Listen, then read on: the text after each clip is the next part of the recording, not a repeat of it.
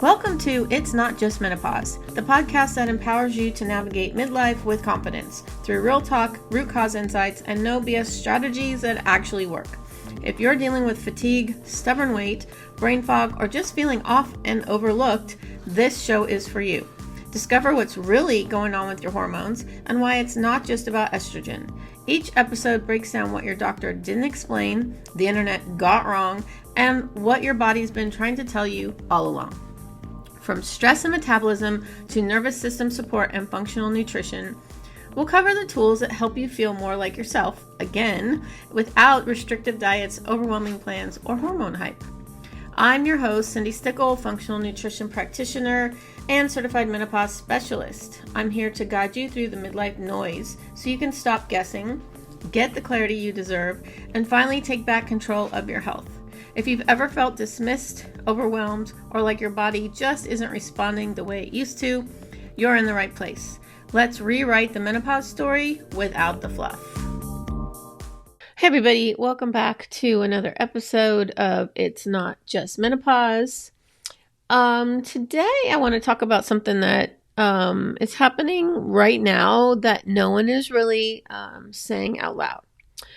Women are quietly taking GLP-1 medications, and then just as quietly, they're hiding it. Not talking about it, not sharing it, they're downplaying it, because somewhere in that background, right, there's this feeling of, I shouldn't need this. I should be able to do this on my own. Why? What are people going to think? And that right there, that's not about the medication. That is about shame. The shame didn't start when GLP-1s became popular because they've been out for years, for a long time. They were diabetic medications way before people realized you could lose weight. And women have been taught that if your body changes, you should be able to fix it. If you gain weight, you should have caught it sooner. If nothing is working, you must be doing something wrong.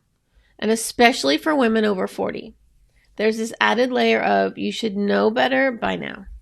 So when something like a GLP-1 enters the picture, it doesn't feel like it's just a tool. It feels like proof that you couldn't do it for yourself, even though that's not even actually what's happening. Okay, so this is the part that no one talks about clearly enough. Weight has been turned into an issue of discipline, control, success, even worth.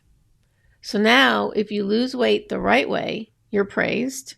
If you struggle, you're judged. And if you use support, suddenly that's cheating. That's the easy way out. That doesn't count. But think about how backwards that is. We don't say that about getting help for your thyroid. I'm on thyroid medication, using HRT. I'm on bioidentical hormones, taking medication for blood sugar, supporting mental health. But when it comes to weight, it's different because society decided it means something about who you are. Before we get back to today's episode, I've got a quick question for you. Feel like your body's in chaos, but your labs are normal? You're not crazy, you're not broken, and you're definitely not alone. If you've been told it's just menopause or to wait it out, it's time for real answers. Take my free quiz, What's Really Driving Your Menopause Symptoms. In under 2 minutes, you'll uncover your top hidden stressor and get my free guide, The Menopause Stress Fix, sent straight to your inbox.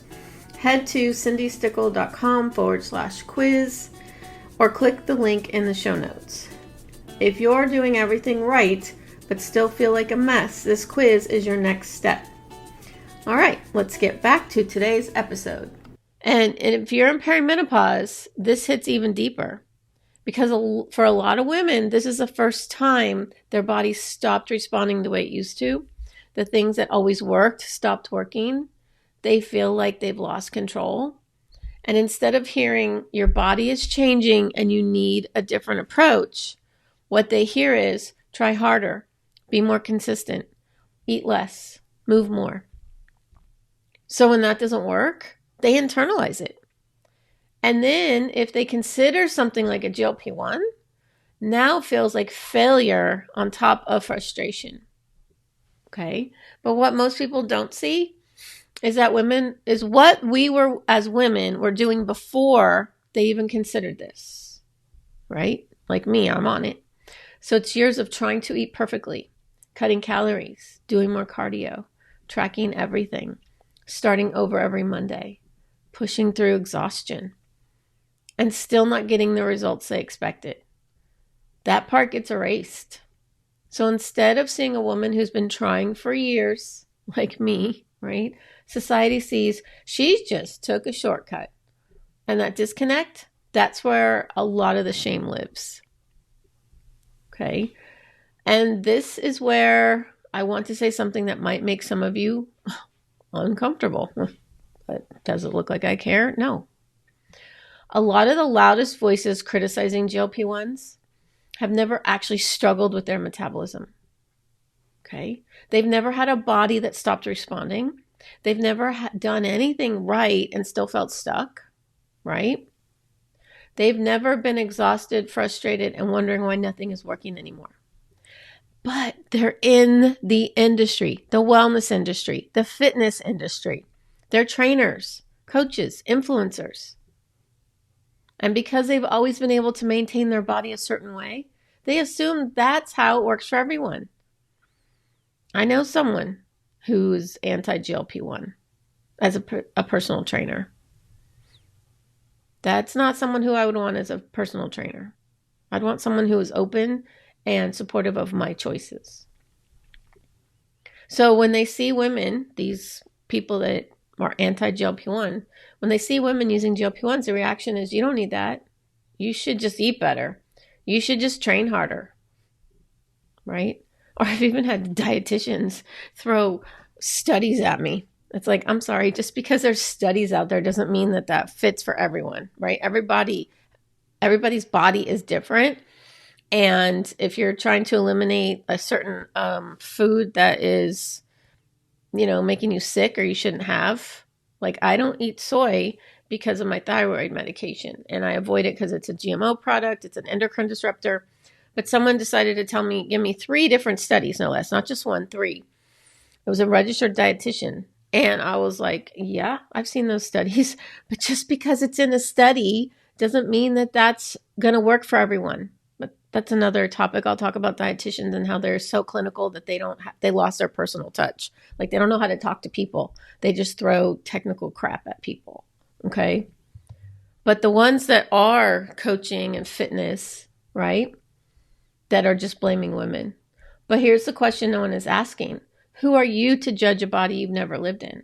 Because it's easy to have strong opinions when your body has always cooperated, right? You've never had an issue. So how do you know? You don't.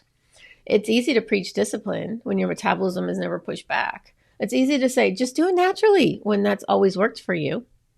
And that's not the reality for most women in perimenopause or menopause. And this is where the disconnect happens. Women are navigating real physiological changes and being judged by people who have never experienced them. And that's not expertise, that's bias. That's just plain stupidity, to be honest. Okay? And it isn't about attacking people in the industry. It's about recognizing that not all advice is coming from a lived experience. And not all bodies respond the same way. And this is where it shows up in real life. Women tell me, I haven't told anyone I'm on it. I feel weird even talking about it. I don't want people to think I took the easy way out.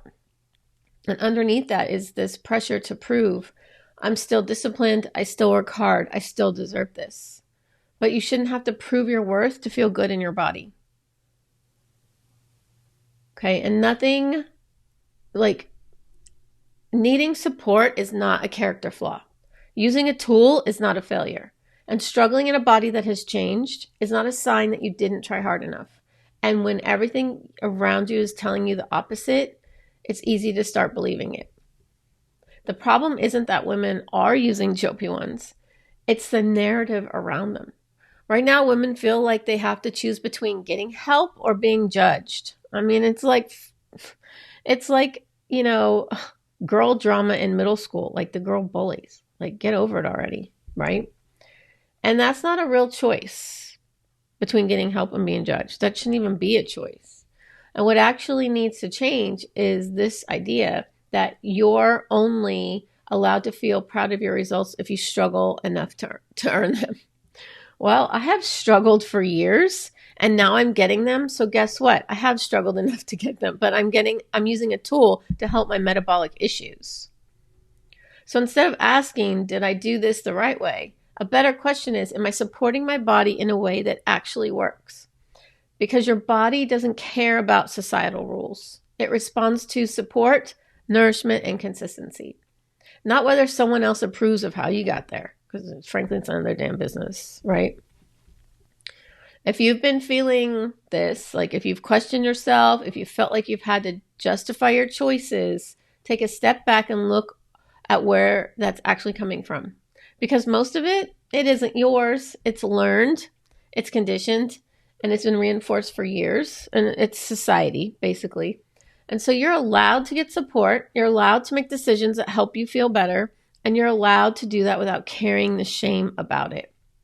And if you're navigating this right now, whether you're already on a GLP-1 or seriously thinking about it and you're in perimenopause or menopause, what matters most isn't the medication. It's how your body is supported while you're using it.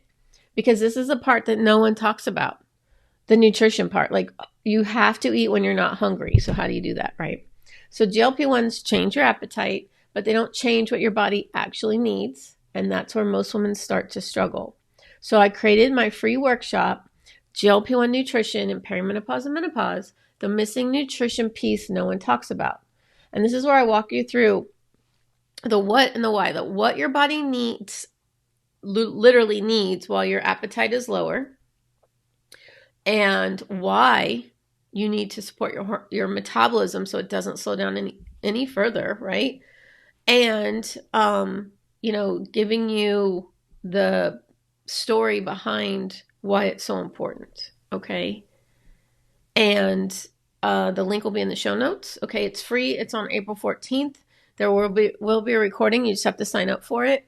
But again, it's what your body actually needs while you have like no appetite, and why you do need to eat something, and how, and why it's important to support your metabolism so it doesn't slow down any further, okay? And that way you get the most out of taking the medication, okay?